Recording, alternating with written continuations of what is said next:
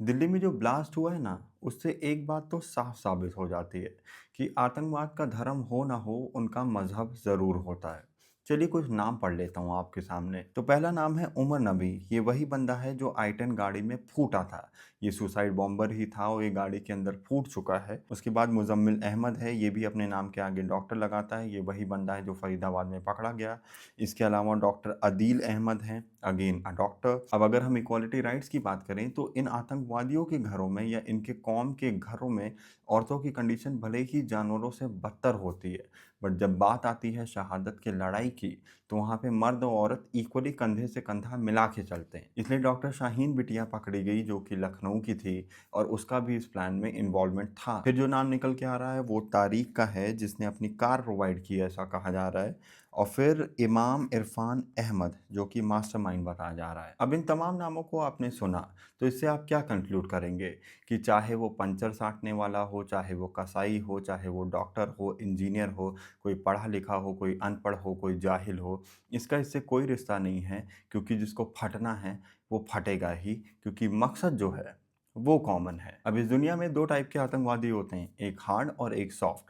Hard वो लोग हैं जो ऑन ग्राउंड जाके लड़ते हैं, जैसे ये लोग थे, जैसे वो अपना अजमल कसाब था, और जैसे तमाम लोग हैं जो ऑन ग्राउंड जो बैटल होता है वहाँ पे जाके लड़ते हैं। फिर जो सॉफ्ट वाले हैं, जिन्हें हम पत्रकार कह सकते हैं, जिन्हें हम जज कह सकते हैं, जिन्हें हम एक्टिविस्ट, इंटेलेक्चुअल और तमाम ये जो समाज के ठेकेदार हैं, ये भी वही हैं, ये भी हार्ड ही हैं। दोनों में कुछ फ़र्क नहीं है। वो अपना हार्ड पे जो है अपना बैटल लड़ रहा है, और ये अपना सॉफ्टली लड़ रहे हैं, एक परसेप्शन बना रहे हैं। ब्रेन वॉश दोनों का है। फिर वहीं जर्मनी में एक कुत्ते का नस्ल बैठा हुआ है, जिसका कल मैंने ट्वीट पढ़ा, तो वहाँ पे वो अभी भी यही कह रहा है कि यार बहुत डिस्टर्बेंस हो रहा है इससे, और बहुत इससे माहौल ख़राब हो रहा है देश का। फिर सवाल वही आता है कि इन आतंकवादियों की जो कौम है, जिसका इससे कुछ कोई रिश्ता नहीं है, वो इसकी जवाबदारी क्यों ले?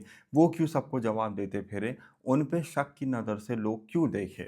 तो मैं आप सबको बता दूं कि जब नाथूराम गोडसे ने गांधी को गोली मारी थी, इस बात को 75 साल से ज़्यादा हो चुके हैं।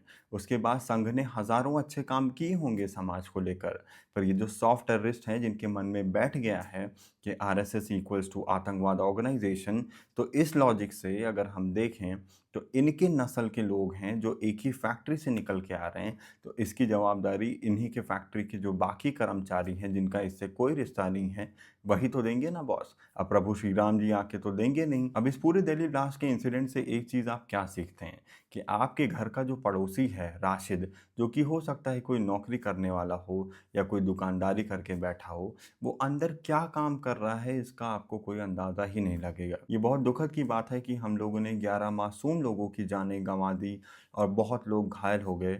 बाकी इनका प्लान बहुत ही ज़्यादा बड़ा था। ये जो प्रोटेस्ट चालू है ना दिल्ली में स्ट्रे डॉग्स को लेके, स्ट्रे डॉग शेल्टर और अपना दिल्ली पोल्यूशन, सोचिए अगर धमाका वहाँ हुआ होता तो कितना बड़ा डैमेज होता। If your ideology doesn't match with mine, please fuck off, because this video isn't for you. This is a targeted audience, और आई होप ये वीडियो उन सबको पहुँचे, because I don't give a fuck about other people जिनके पिछवाड़े में मिर्ची लग जाती है।